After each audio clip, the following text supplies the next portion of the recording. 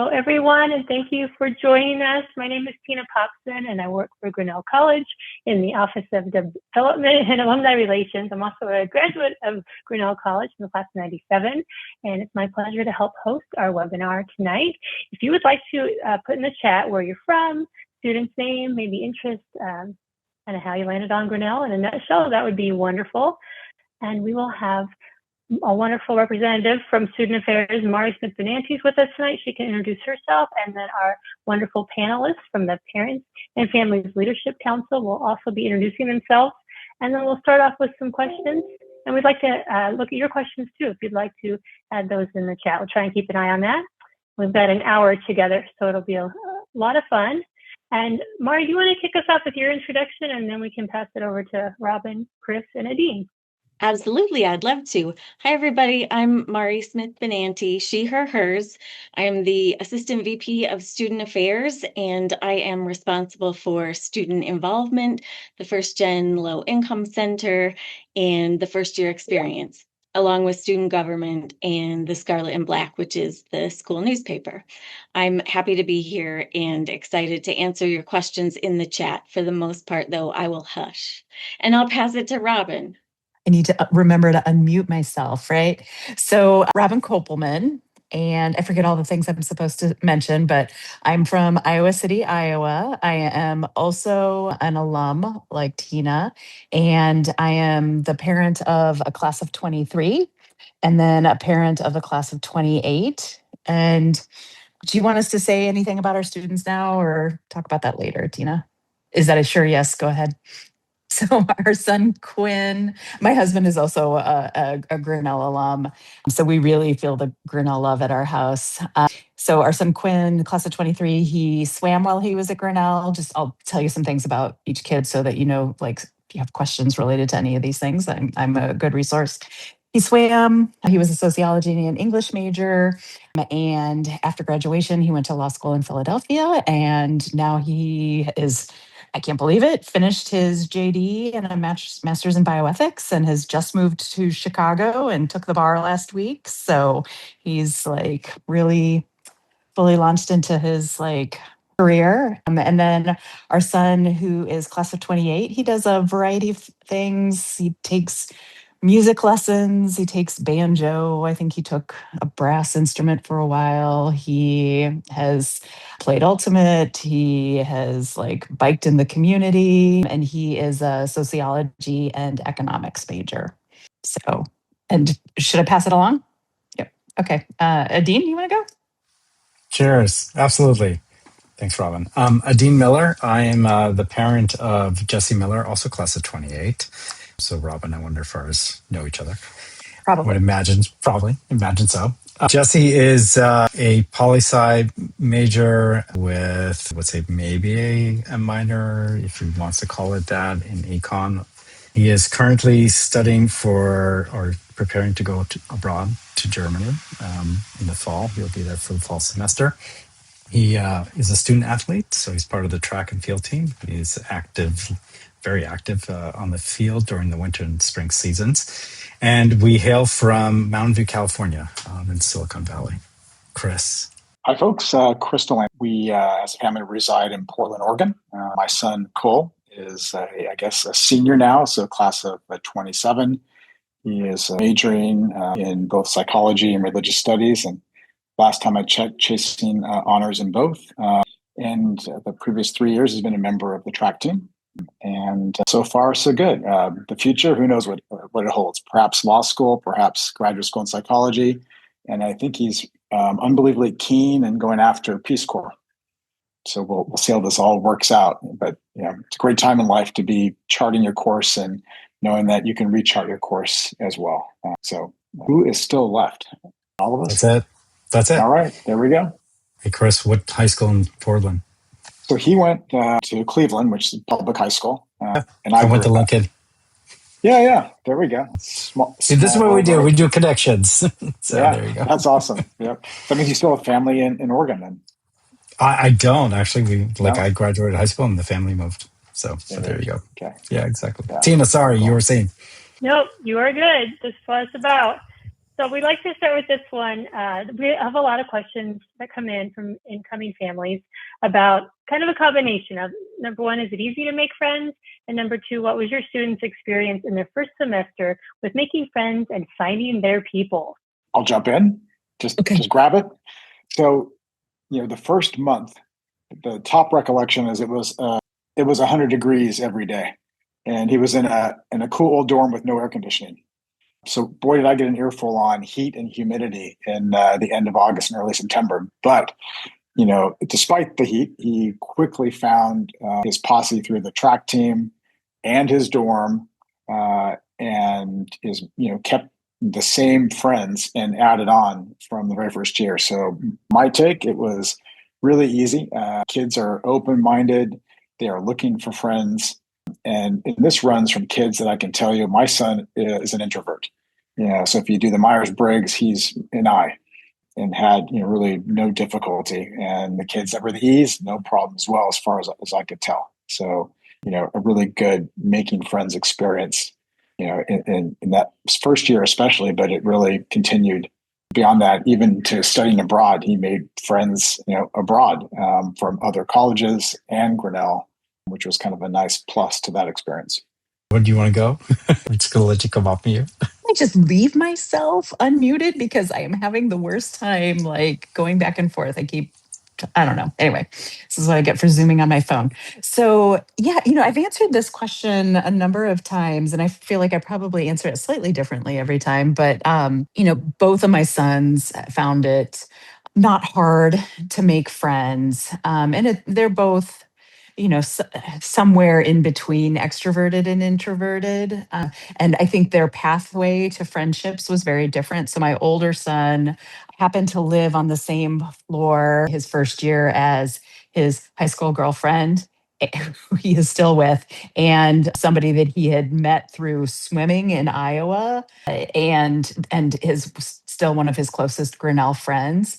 So sometimes happenstance, this kind of weird luck happens. But I would say, sports teams are a very common way of people making friends. And, the sports teams, I think, are very welcoming communities. And so swimming was, I would say, my older son's, biggest source of social activity. But then he met people through other things. He worked in the global kitchen and got to know a lot of people that he wouldn't have met otherwise. And then our younger son, has played ultimate, but he got pulled into that by a friend. And so his interests have been much more fluid, but I would say mostly met people through the dorm. And my kids have a tendency to make friends with other kids whose parents also went to Grinnell. We must have magnets or something like that. And so our son actually just spent the summer living with one of his friends in Normal, Illinois, working for the parents of this other friend, and they were both Grinnell alums. So those connections are another way of sort of I think establishing friendships. So lots of different ways. Interesting. Norman, it seems to be common. That's awesome. I'll add a few things because some of the narratives are really similar because Jesse is also part of this sports athlete kind of track. But I would say that from talking to other people, it's not. There are other ways that people make introductions and find their social settings. That without question, the dorm kind of component plays a big role in the first sort of, I would say, month. People get to know the people on the floor and they get to know the people in the building, and there's kind of associated activities from there. The clubs and the various options, I think, also stand as a way for them to actually get to build out their network. And then there was that first kind of class that I remember my son took that sort of helped him sort of develop a social cohort as well that was not athletic based. And that springboarded into a number of different other facets. And then people sort of move along. They start to get to know people. They see people in classes as they develop their major interests. They start to fall into other patterns as well. So it organically develops. I would say probably the most important variable as a parent was not to hover over them. Just not to make sure that they were "Hi, what did you do? Did you do something social?" It's no, it's just to let them breathe. They'll figure it out. Let them be young adults. Fantastic. I think along the friendship question, this could be a piece of it, but are there any fun traditions or events that your student has attended that they shared with you, talked about friendships and that they loved and you'd like to share here? Fun traditions or events? Honestly, nothing comes to mind, but that doesn't mean it doesn't exist. My son often works on a need-to-know basis with mom and dad. So, he stays busy between track and disc golf all over the state of Iowa. If you didn't know, Iowa is like one of the top states in the U.S. for disc golf courses, which my son took up just over the last 3 years and enjoys going out with friends. I know he's gone to many of the concerts and music events on campus. Yeah, but any like recurring special thing, I wouldn't know if it existed. But I will say he stays pretty busy from a non-academic perspective throughout the year. I would say that there are longstanding traditions at Grinnell and that continue, and it's fun for us as alums to hear that they still go to waltz, they still go to disco, which started when we were there. But then there are new events that happen every year, like block party is like they love that, and we kind of get a taste of that now at reunion. So I love hearing about like sort of the new and the old. Grinnell has a lot of events that like are tradition, like different. I forget the name of the games. That's a little wild that they play outside on Macfield. That has anyway. So there's lots of events like that. Relays, yes, thank you. That one's another long-standing one. So that's fun to like. You can read about some of those things, and so like I sort of will follow Grinnell's social media and read the school newspaper and stuff, and it ends up being like a nice conversation piece, but without without hovering too, right? God bless hovering. It's awesome. My son's actually taken advantage of like little golf outings, which I think is, let's put it that way, is a little bit of an outlier. And I invite our professionals from Grinnell to explain the golf course kind of relationship, because I can't exactly explain that really well. But they go do that every once in a while, just as sort of like a way to break up not the monotony, but sort of like the rhythm of studying, and just have a little bit of an outing that way. Do you want me to talk about the golf course? The golf course.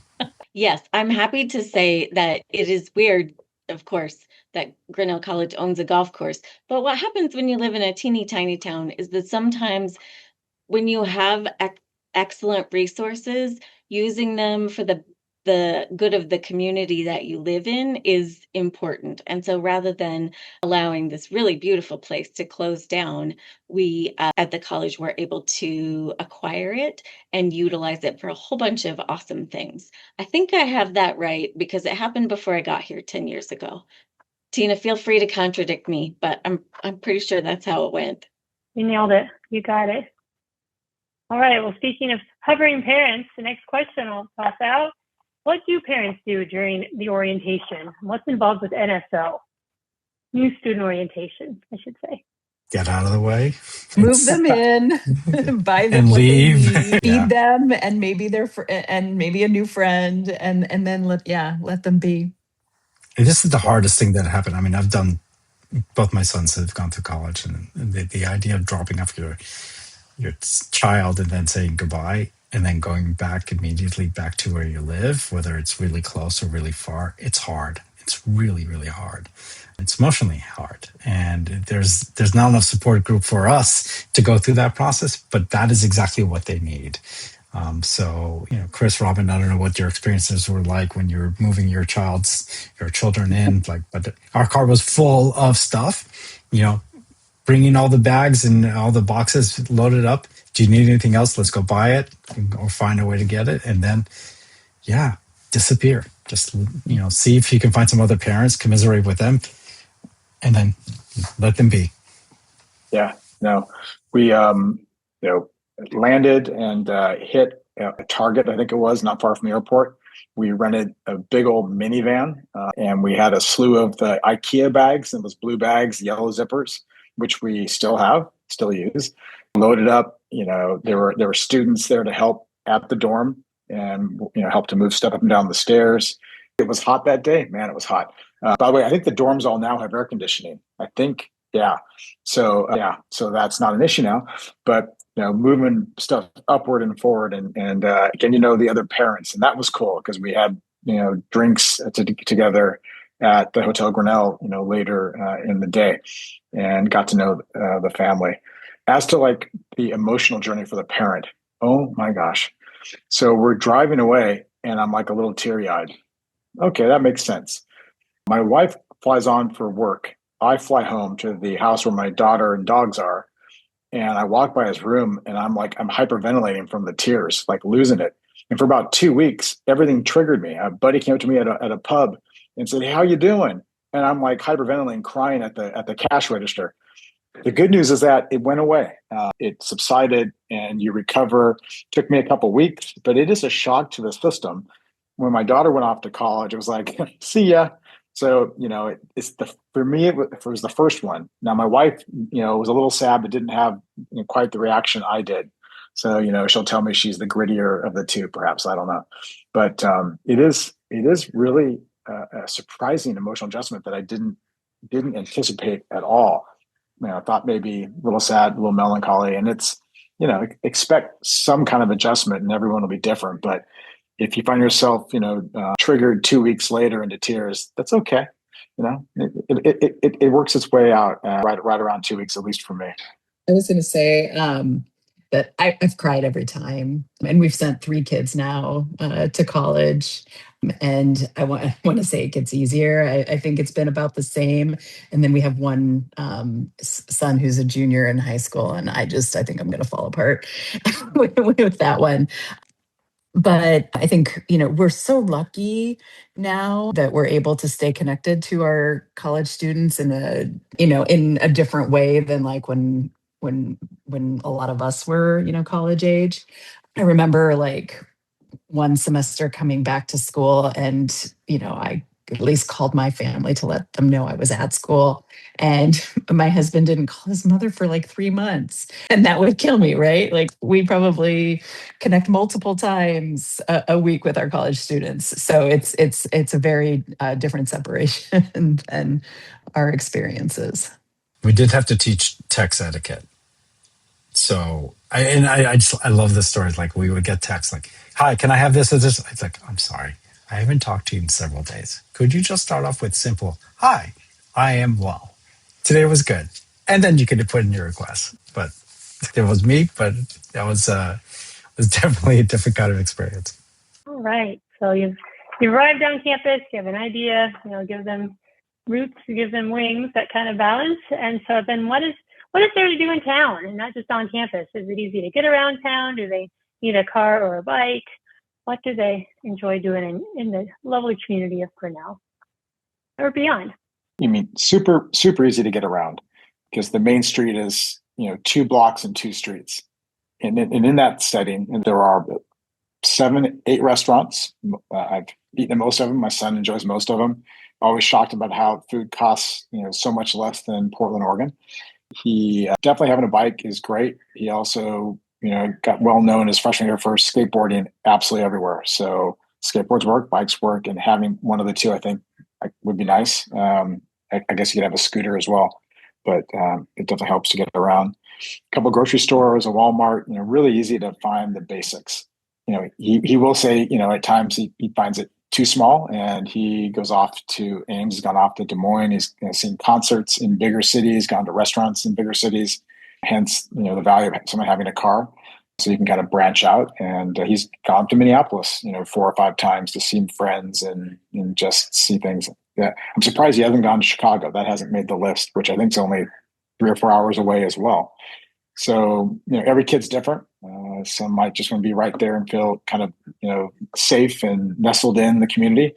Others are kind of a hybrid, and some might be, the wings spreading constantly to go out and about. You see it all. Also, some good parks, places to run, 5K events all around. The disc golf is all over the state. Apparently, a really cool course in Cedar Falls, Cedar Rapids, Cedar or something. Town that's on the river over on a cliff, and is it Cedar Rapids? This is on a river. Falls is. Cedar Rapids would be a lot closer than Cedar Falls. I There would we go. encourage your kid to come over to Iowa City. Iowa City is super cool. Yeah. Yep. No, he's been, yeah. So I think, there's plenty to do. And at the end of the day, too, my guess is your kid's going to be quite studious. That is part of the DNA of Grinnell students. They take studies seriously. A very high percentage play some sport, and then you've got the kind of the club sports, which are a ton of fun. Like what is the game? The football version of the disc. Not the golf, but whatever that one's called. So they travel around and play. So plenty of things to keep kids engaged if they're up for that. Yeah. Ultimate frisbee. There, I got it right. Oh yeah, the ultimate teams are Yeah. really popular. That's Yeah. very fun to go watch. Yeah. I would say, and this is more to the staff, the meal cards I think are used also in town for some of the grocery stores or something like that. I think that helps as well. It is a very easy, walkable city to get around and navigate. Lots of students at St. Breast, which is one of the local coffee shops, and there's a farmer's market that comes in periodically as well. So there's a little stuff that happens in town. And if your child does not have a car, ours does not, they don't really need a car there. They just find and make friends with cars, and then they travel there. So, Chris, your son didn't make it to Chicago. Mine did. When it's all concert in there. I mean, they find a way. Yeah, kids have cars. So if you don't have one, it's not going to be an issue. If you do have one, parking is not a problem. That's right. Where my daughter goes, when you're a junior or senior, you can enter a lottery for a parking space. So I think it's kind of nice that it's an option, but you're right, definitely not needed. Yeah, and then I think there's the question in Zoom right here about the retail stores. I mean, the big one is the Walmart, if I remember, and I don't know if there's a bus there, but I know that people organize like cars to go there because they load up the cars with stuff that they find there. Yep, there's a new shuttle program. And so every shoot, dang, I think they start at 5 and they will go around. They're like great big vans. So they're sort of a bus. It's a mini bus, technically, I think. And it will go in a circuit to the grocery stores and to Walmart and then back to campus. And I think they probably make like 5 runs per evening. Whee! It's exciting.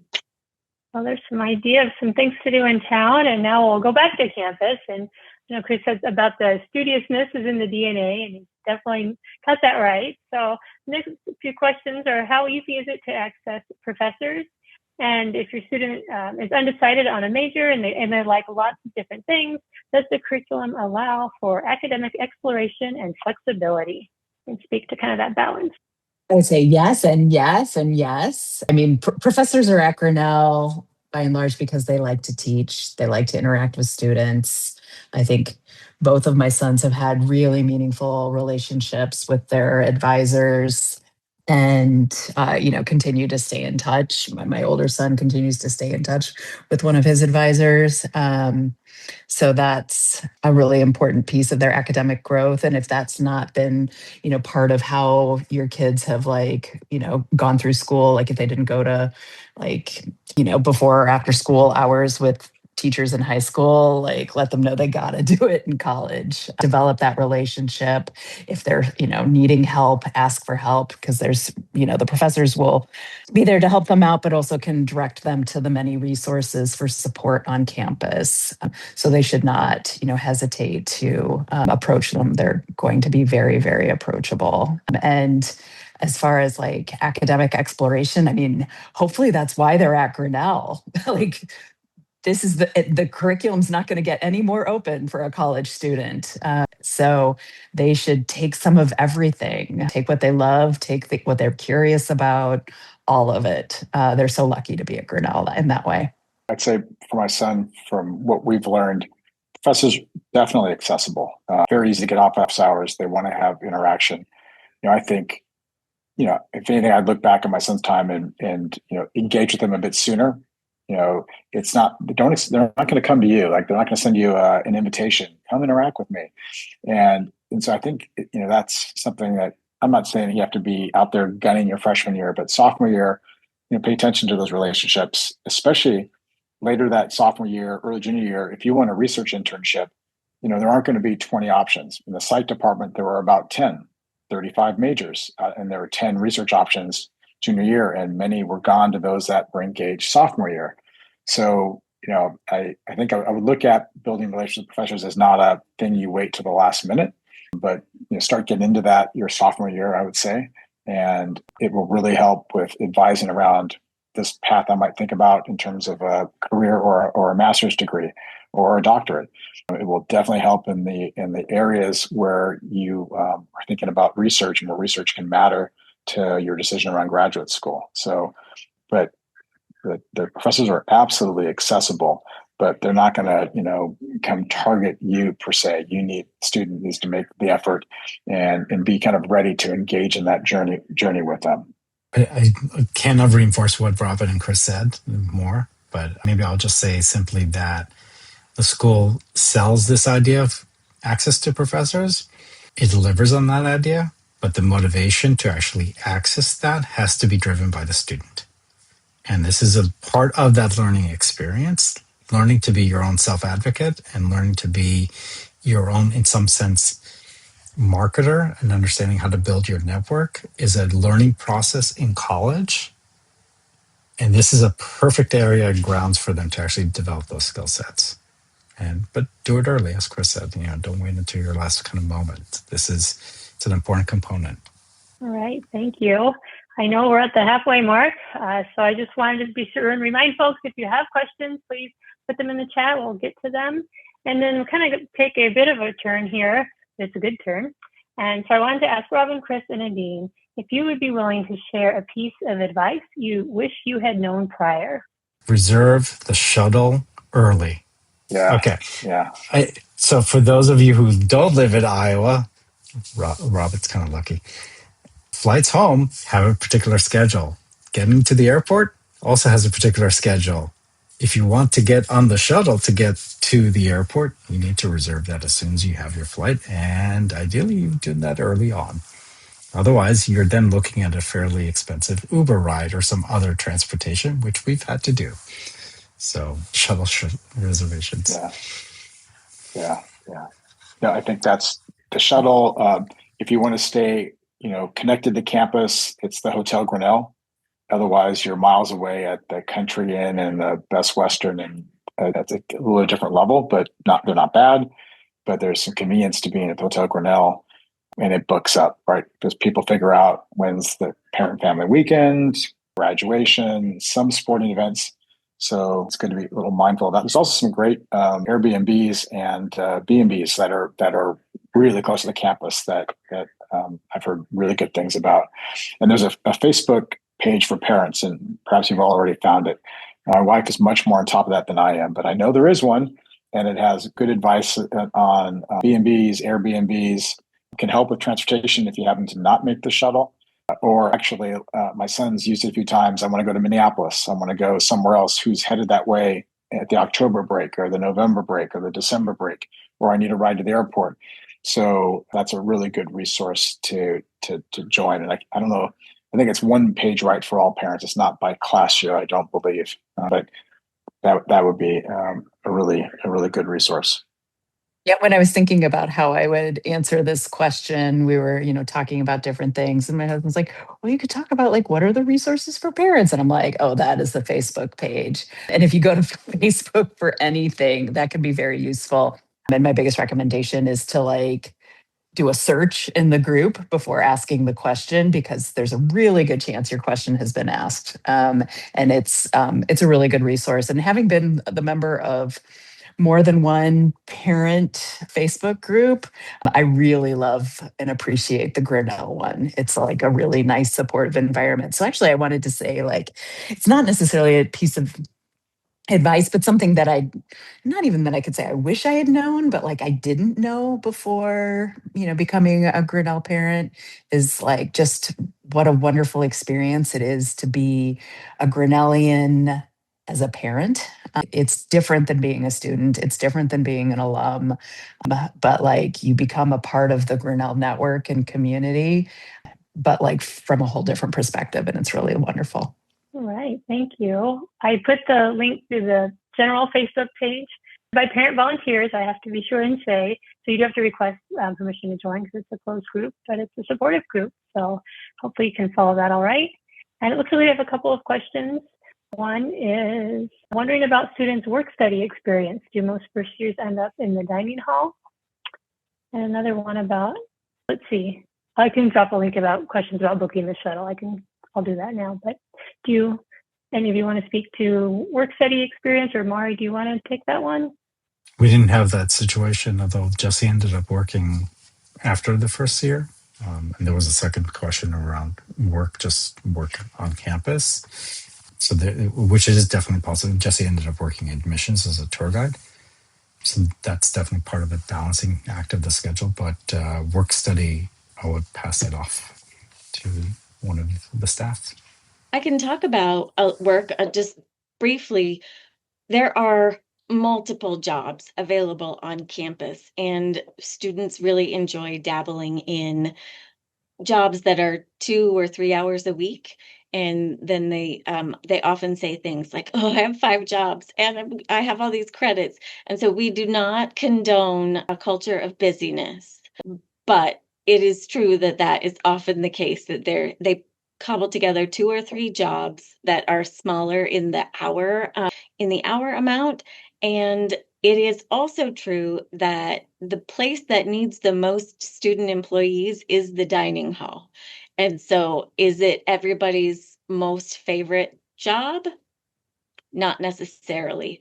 Is there some sort of Zen opportunity in the dish room? But of course. And also, when you have very academically inclined children, as you all do, sometimes just doing a thing and then being done with it is really good for them. And so there's lots of ways of looking at the kinds of employment available to students. You can think of the dining hall as serving the common good, because they all got to eat. In fact, when we evacuated for the pandemic, the very end of a very long day, our dining folks said, "Okay, student affairs, if you can just find somebody to come help us wipe down chairs and tables and do the dishes, we'd really appreciate it." And so that's what the VP of Student Affairs, the Dean of Students, and I went down and did, because it was just something you could do and do it for our students, and it felt good. So remind them that working hard, even if it is in food services, is just a really amazing college experience. Well said. And I don't know if it's still active, so this is a caveat. But if you're on Instagram, it's called Dishline Sins. I don't know if it's GC, Grinnell College Dishline Sins. I don't know, but it's hilarious. They take pictures. Whoever's working back there takes the students. All students run. Take pictures of the ways people leave their trays on the conveyor belt. Dishline Sins, the things that they have to like unstick. And I don't know if it's still active, but it was a few years ago, and it's pretty funny. So I love the humor that goes with that and the creativity. So it's something to maybe check out. I know we haven't really talked about the Parents and Families Leadership Council. So I thought maybe I would ask if you're willing to share kind of why you decided to join it, what it's brought to your life as a Grinnell College parent. And then I can speak to a little bit more nuts and bolts of it if you'd like. So I don't know, Robin and Kristen, Adine, if you're willing to tell us why you decided to join the Parents and Families Leadership Council. We're so glad you did. Also answered this question many times. And Tina probably knows by now exactly how I'm going to start. And why did my husband and I join? Because Tina asked us, right? So one is the ask. That's a really important piece. But it's been really a very wonderful part of our experience as parents. We're active alumni volunteers, but to like volunteer in a parent role, for me, sometimes that feels a little fluid and confusing. Like what's my hat right now? But it's really lovely. So I'm here obviously right now as a parent. And I think it's helped us to have opportunities to interact with various people from the college and, ask questions that maybe in a bigger setting we wouldn't be comfortable asking about, or just, really great opportunities to learn more. So, and to be involved in a different facet of the Grinnell College community. Yeah, same here. Tina asked, and then followed us around at every corner. And they're in Portland. She was, no, I'm just kidding. Not true at all.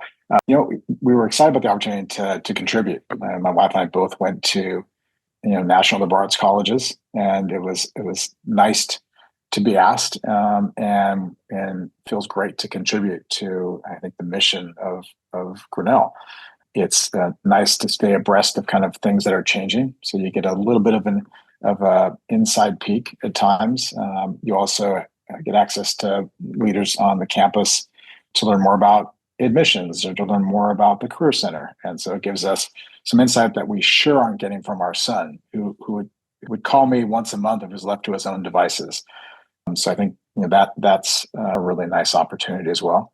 And it's fun to answer your questions and interact with other parents, especially when you're kind of newer to the family, of like what to expect and how's it going to go and how can we learn from people that have gone before us. So a lot of advantages to it. And it's, for those that consider it down the road, it's I would never describe it as a heavy lift. It's it's nothing that's laborious and really nice to be a part of.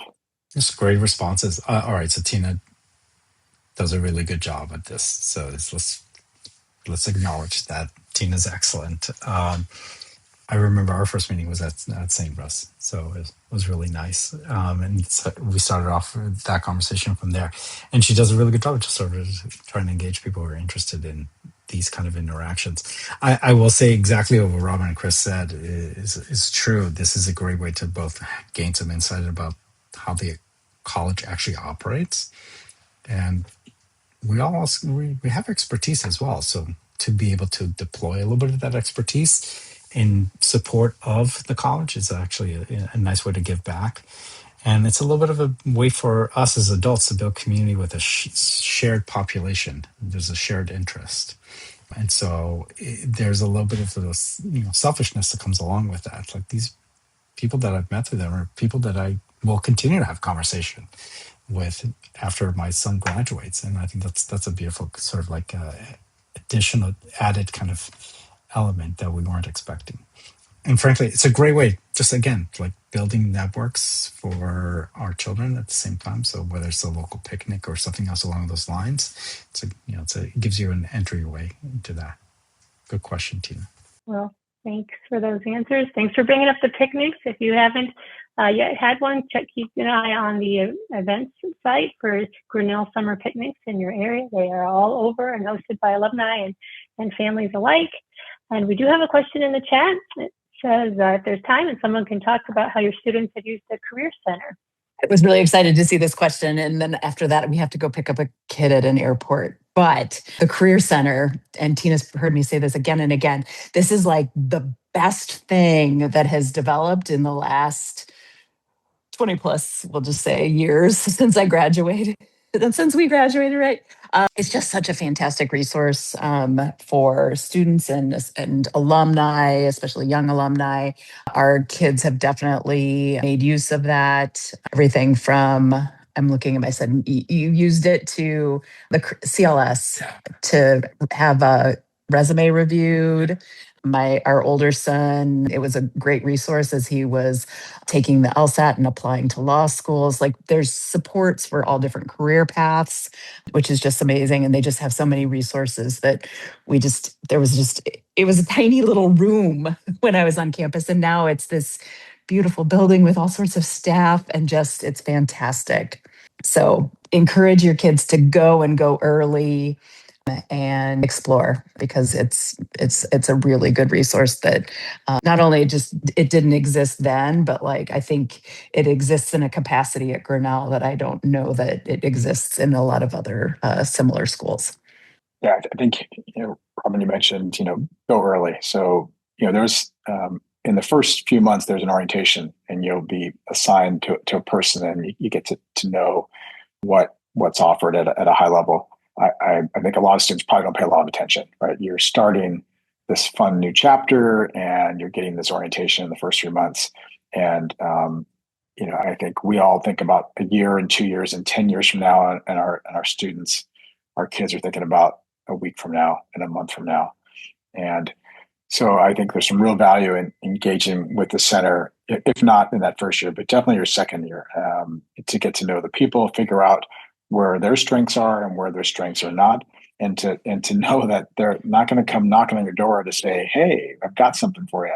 They're there as a resource, but you still, and I think Aiden said it really well, you still have to be your own advocate and start to learn that. And I think getting a sense of that your sophomore year, and definitely before my son, nearly the point of a junior year, and like, internship, what am I going to do?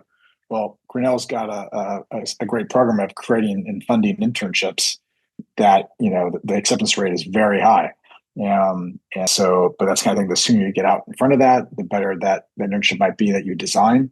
I mean, we know right now that half of graduates are taking up internships because they can't find gainful employment, which I've read some new stuff that says maybe that's already going to improve because companies ratcheted back too far.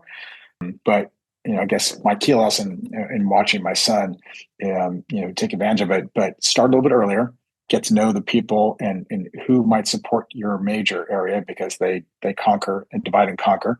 So, I think the pre-law and pre-med and computer sciences are perhaps the best developed in the programs. That doesn't mean that there aren't opportunities elsewhere. You just have to be prepared to interact and get to know the people and figure out where you need to be your own advocate as opposed to where you can bring them in. So it's kind of like, it's like the real world. There is no magic wand out there. You have to kind of engage in it, but it will vary, from what I've seen at least, vary by the areas that students are studying.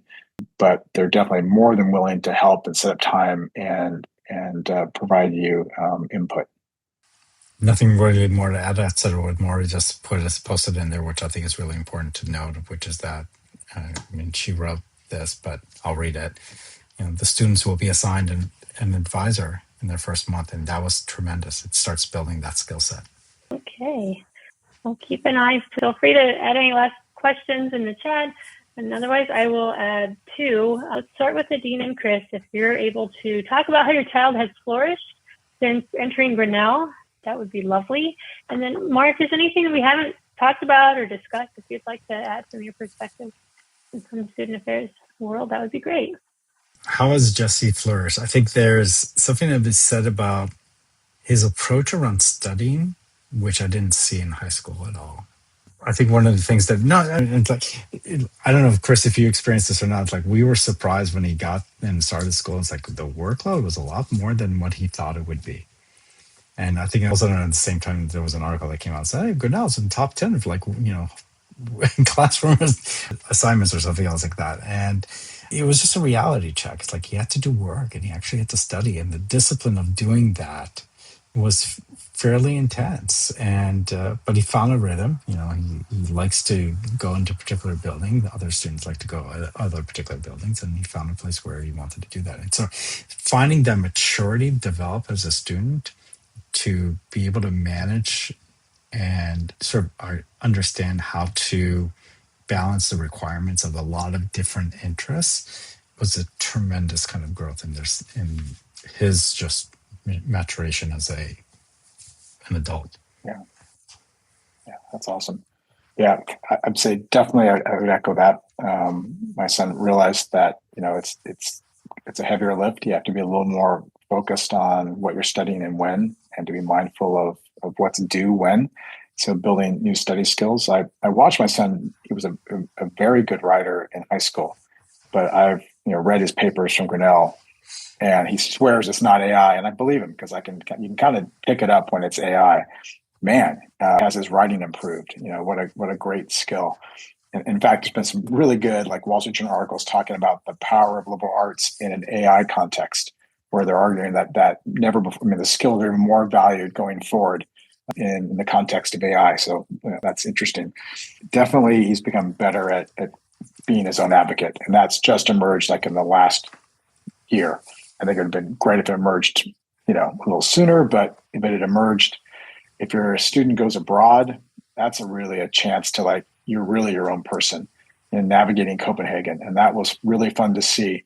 And he said he'd go back and live there, and just loved navigating the grocery stores and cooking his own meals and all these adult things. So that I didn't expect, and that's a form of growing up. Yeah. So I think you'll see over the years plenty of changes, and I think that's what we probably would expect from Grinnell as well. Like they're there to give someone the support and help build the skills and the opportunities to kind of get out of the comfort zone. Copenhagen's a great city. I'll just say that the thing about Grinnellians is that they show up super smart. They are sometimes shocked that they are being challenged at school. but they come here and everybody is smart, and that can sometimes be a shock because they may be a student that did a lot of shining in their high school environment, and there's a lot of students here who shine, and so that can be an adjustment. But the best thing ever is watching them figure out who they are, who they want to be, where their values align, and deciding how they're going to make their very own mark on the world. And there's nothing more amazing than watching that happen as a student affairs professional.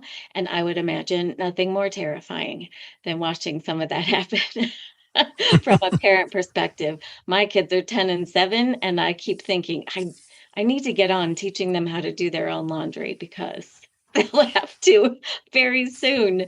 So I really do truly have tissues and offer hugs on New Student Orientation Day because it's one of my favorites. You're launching them. We're helping them along the way, and then when they graduate, we're launching them again, and they're tears, and they're the perfect bookends. Really, I can't wait to get to know your students. And I forgot one other story.